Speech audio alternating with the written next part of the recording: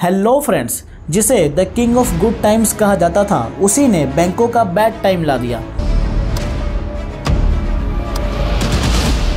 विजय माल्या ने 17 बैंक से टोटल 9,000 करोड़ का लोन लिया और विदेश फरार हो गया। आप जानकर शॉक हो जाओगे कि विजय माल्या ने 4,000 करोड़ ब्रांड वैल्यू शो की थी, बट उसकी एक्चुअल वैल्यू 200 करोड़ भी नहीं थी।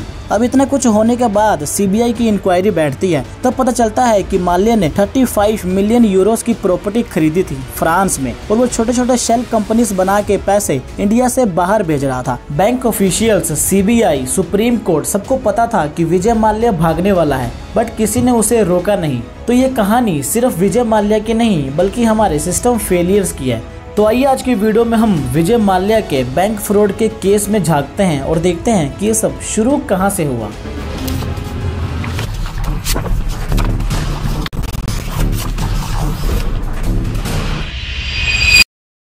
दिसंबर 18 1955 को विजय माल्या का जन्म माल्या फैमिली में होता है, जहाँ इनके पिता विठल माल्या और मदर ललिता रमैया थी। विठल माल्या ऑलरेडी एक सक्सेसफुल बिजनेसमैन थे जो यूवी ग्रुप के चेयरमैन थे।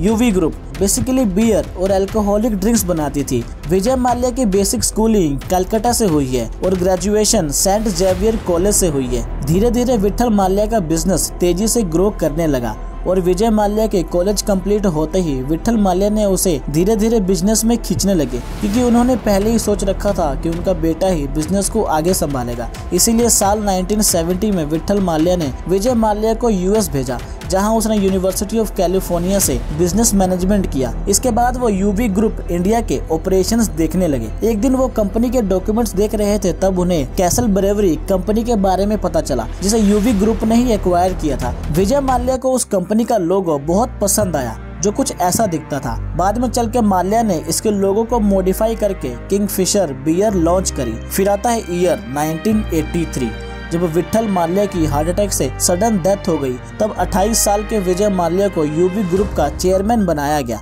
चेयरमैन बनते ही माल्या ने कई बड़े बड़े डिसीजंस लिए। उसने ऑब्जर्व किया कि नॉर्थ में बियर लोग सिर्फ गर्मियों में ही पीते थे, जिससे नॉर्थ के जो प्लांट्स थे वो ऑफ सीजन बंद रहते थे, और साउथ में बियर की डिमांड पूरे साल रहती थी। तो माल्या ने क्या किया कि नॉर्थ में बियर मैन्युफैक्चर करके साउथ में सप्लाई करने लगे, जिससे वो पैन इंडिया बियर डिस्ट्रीब्यूट करने लगे।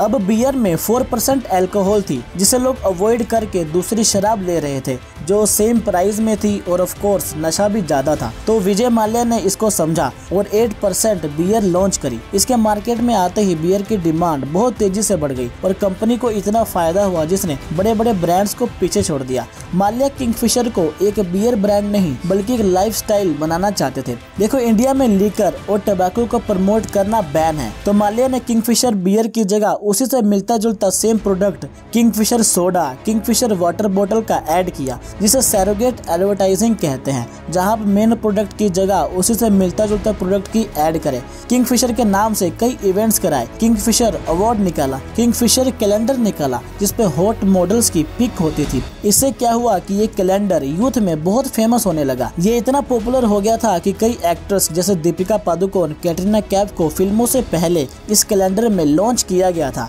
हर जगह किंगफिशर होने लगा। लोगों के दिमाग में इसका नाम आते ही बियर याद आती थी। अब विजय माल्या समझ गए थे कि इनको अपना बिजनेस बढ़ाना है, तो इन्हें गवर्नमेंट का सपोर्ट चाहिए ही चाहिए, क्योंकि जो लिकर इंडस्ट्री होती है उसे दूसरे स्टेट में बेचने पर कई दिक्कतें आती हैं, एक्स्ट्रा टैक्स पे करना पड़ता है। इसलिए विजय माल्या ने सोचा कि वो खुद पॉलिटिक्स में एंटर करेंगे। तो अपने नाम के दम पर वो साल 2002 में अपने होम स्टेट कर्नाटका से इंडिपेंडेंट राज्यसभा के मेंबर बन जाते हैं। फिर इसके बाद विजय माल्या एक एयरलाइन खोलना चाहते थे, तो उन्होंने सबसे पहले बैंकों को अप्रोच किया, बट बैंक्स ने लोन देने से मना कर दिया। तो विजय माल्या ने खुद 400 करोड़ लगाकर 10 A320 और 3 A319 प्लेन्स मंगवाते हैं। फिर इसके बाद 9 मई 2005 को किंगफिशर एयरलाइंस शुरू हुई। इसके लॉन्च होते ही न्यूज, मीडिया, इवेंट्स, हर जगह इसकी बातें होने लगी, क्योंकि ये एयरलाइन लोगों को लग्जरी एक्सपीरियंस दे रहा था। पहले के जो प्लेन थे उनमें मैगजीन्स होती थी, तो वहीं किंगफिशर ने उस मैगजीन्स को रिप्लेस करके वहाँ स्क्रीन लगा दिए। लोगों को हेडफोन मिलते थे। इनफैक्ट जो एयर होस्टेस थी वो काफी वेल ट्रेन और सुंदर होती थी। इसके कुछ सालों बाद किंगफिशर एयरलाइंस का नाम तो बहुत हो गया था, बट ये उतना प्रॉफिट नहीं कर रहा था जितना माल्या ने सोचा था। अब इसके बाद विजय माल्या इंटरनेशनल फ्लाइट्स शुरू करना चाहते थे, बट सिविल एविएशन के अकॉर्डिंग किसी भी एयरलाइन को मिनिमम 5 साल डोमेस्टिक फ्लाइट करनी होगी, तब जाके उन्हें इंटरनेशनल फ्लाइट्स मिलेंगी। तो माल्या क्या करते हैं कि उस टाइम एयर डेक्कन थी जिसको 5 साल से ज़्यादा हो गया था, तो माल्या एयर डेक्कन को एक्वायर कर लेते हैं और उसका नेम चेंज करके किंगफिशर रेड रख देते हैं। अब एयर डेक्कन जो थी वो इसीलिए बहुत फेमस थी कि वो कम प्राइस में लोगों को ट्रैवल करवा देते थे, बट विजय माल्या ने इसके साथ उल्टा ही किया। तो जो पैसेंजर्स थे वो एयर डेक्कन को अवॉइड करके दूसरे एयरलाइन से ट्रैवल करने लगे जो चीप था। अब किंगफिशर एयरलाइंस का ऑपरेशन कॉस्ट एक्चुअल अर्निंग से बहुत ज़्यादा हो गया था। फिर इसके बाद आता है साल 2008, जहां से किंगफिशर एयरलाइन की उल्टी गिनती शुरू हो गई क्योंकि उस टाइम ग्लोबल रिसेशन आ गया। Soaring gas prices, falling home prices and rising unemployment. 2008 was a bad dream. It was a bloody year on Wall Street and a real capitulation for a system run amok.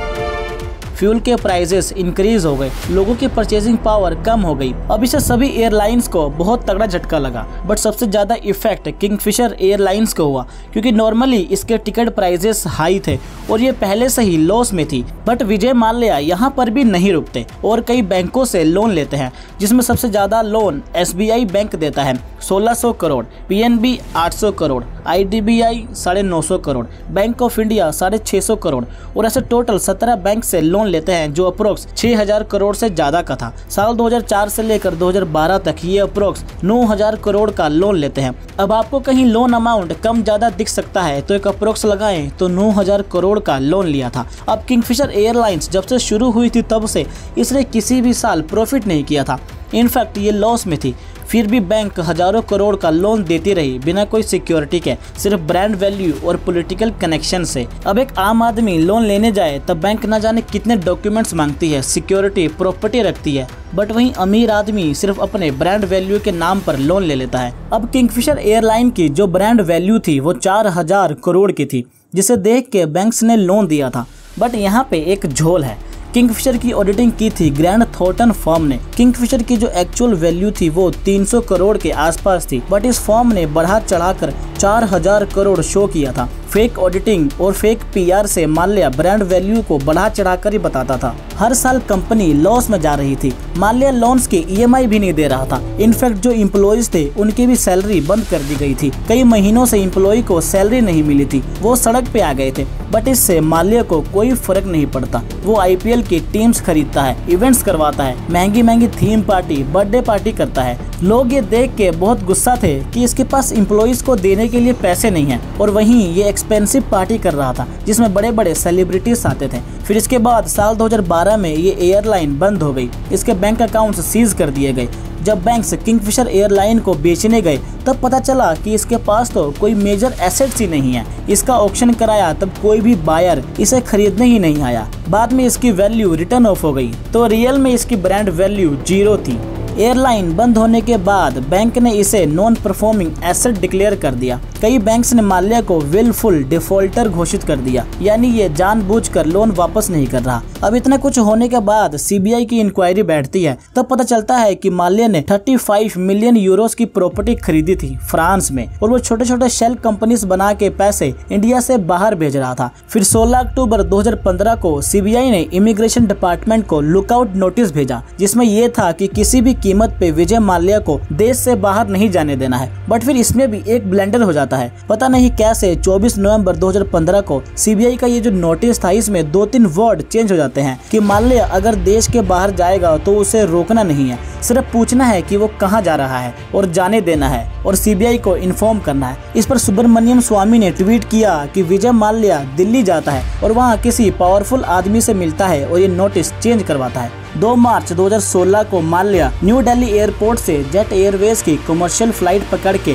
55 suitcase के साथ London भाग जाता है। London पहुंचते ही वो कहता है कि वो अरुण जेटली जी, जो उस टाइम फाइनेंस मिनिस्टर थे, उनसे बात करके आया है। बट अरुण जेटली जी कहते हैं कि वो पार्लियामेंट में उससे मिले थे, बट ज्यादा बात नहीं हुई और मैंने कहा कि बैंक से बात कर लो। विजय माल्या के बाहर भागते ही बैंक्स के हाथ बंद गए थे।